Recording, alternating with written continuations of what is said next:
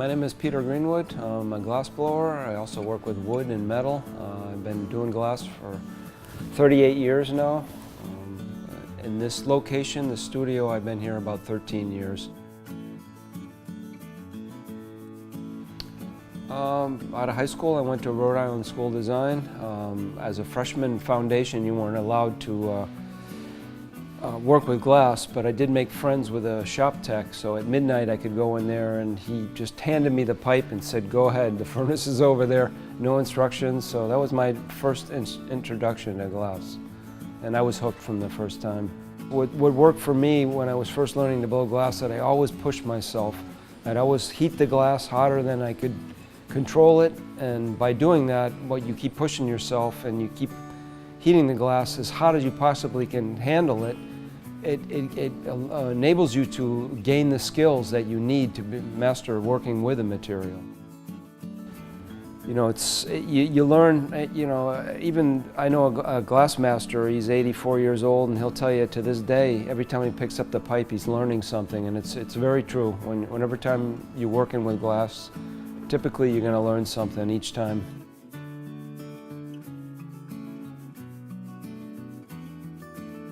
I watched an Italian master work in the early 80s, and I learned a lot by watching him work.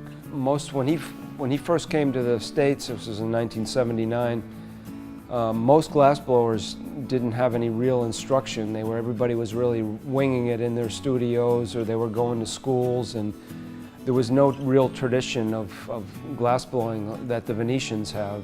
And you know, things needed to be made a certain way. And the Italian way is the best way, you know, they have all that tradition and the skills, and just watching somebody work with glass the proper way was the most important thing for me, learning. Well, I don't recommend it. I don't recommend anyone getting into it because it's so expensive to run a glass studio. I mean, it's a great thing to do, it's fun to do, but if you do want to pursue it,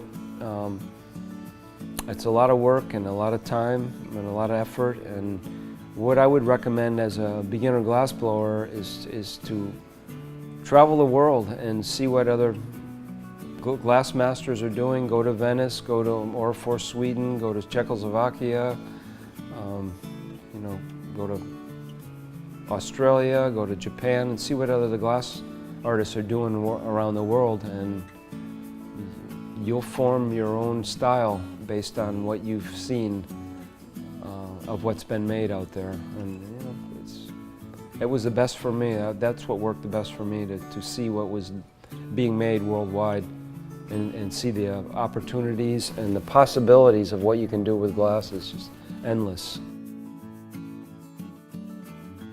I heat my furnace with propane and combustion air. So the furnace runs 24 hours a day. You can't shut it off. The gas bill is enormous. Everything is expensive. The color, the clear, but the gas bill, the propane bill is really the most expensive. My melt temperature for glass, it takes all day to melt glass. There's a crucible that holds 200 pounds of glass. It takes me about 3 hours to fill it up with the nuggets of clear glass, and then I bring the temperature up to about 2300 degrees. I cook it for approximately 5 hours, not at 2300 degrees, but the overall cook after the pot is filled is about 5 hours, and then the next day the glass is ready to work. And it's a continuous cycle, so every time you gather glass out of the furnace, you know, the crucible level goes down, and once it reaches at the bottom of the level, then you remelt again. And silica sand melts at 3000 degrees, and that's really too hot to get out of a typical glass furnace. So by adding these different chemicals, you lower the melting temperature, and you're able to you know, work it out of a 2000 degree furnace. And that's the way they did years ago. You know, they could make a wood fire furnace which would get 2000 degrees to be able to melt glass. A typical batch of glass, raw batch, is silica sand, lime, and glass. Excuse me, is lime and soda ash. I purchased this church back in 2005. It was an empty building at that time. It ceased to be a church since 1966 was the last year it was a church. Hitchcock, which was a furniture factory, bought it in 78 or 72, and they opened up the Hitchcock Chair Museum in 78. So from 78 to 2000 it was the museum. The building was dedicated on July 4th, 1829, and there was a tradition back then that every July 4th at midnight the townspeople would come in and ring the bell. So every July 4th at midnight. One year they excessively rang the bell and they cracked it, and that was during the Civil War, and there was very little metal that was available to recast the bell. So all the people in the surrounding area donated their silverware so they could make up for the new casting, and they recast the bell. The bell has a nice mellow tone to it because of the high silver content that was donated. I teach many classes, and typically every Saturday I'm booked, and during the week I get people coming in. I have ages 5 to 92 as a range. 7-year-olds and up can come in and make a paperweight or a flower.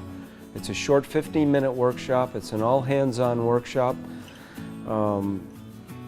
Everybody seems to love it. I've had seniors in here.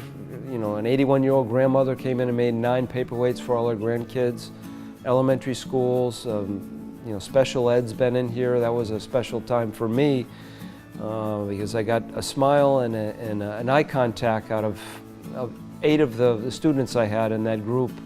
And it's difficult to get an eye contact and a smile out of an autistic child. So that was an aha moment for me. And all 8 of them, after they made their paperweights, I got a little grin, a smile, and an eye contact, and that was something for me. Most people come in and they're really apprehensive about, especially the older age group, they're very apprehensive about, the whole operation with a ball of hot glass on the end of a 5-foot steel pipe, and they're very nervous, and yet right after they make their paperweight I get this similar reaction out of everyone, which is a big grin on their face, and they can't believe that they actually made a piece and it was done in 12 or 15 minutes. And they made it by themselves from start to finish. I do help. I gather glass out of the furnace, I bring the pipe over, I hand the student the pipe, and then they take over from that point on, and I just guide them along the way. So for me it's very rewarding to see how the people react to making something. It's the same feeling I had when I first learned, and it's great to turn people on to that experience. Not because I offer it, but every human being should get a ball of hot glass, stick it on the end of the pipe, and pinch it, twist it, stretch it, form it, and shape it. It's such a unique experience that I highly recommend that everyone try it at least once in their life. Well, lately in the past 5 years or so, I try to focus on doing pieces that incorporate glass, metal, and wood. So all of the larger pieces or the furniture that I've been making or the wall sculptures, I try to incorporate those 3 mediums. So, I like working with stainless steel, bronze, love rosewood, it's my favorite wood. For instance, that wall piece behind you is all bronze, stainless steel, and a piece of rosewood that I bought in 1977. I've been saving it for years and not knowing what I would use it for, but this project I came up with, I used that board for. So. Hi, my name is Eric Flathers, creator of Trading Artisans. Click on one of the videos on the left if you'd like to learn more about this artisan and their craft. Subscribe to our channel below to make sure that you never miss another episode of Trading Artisans.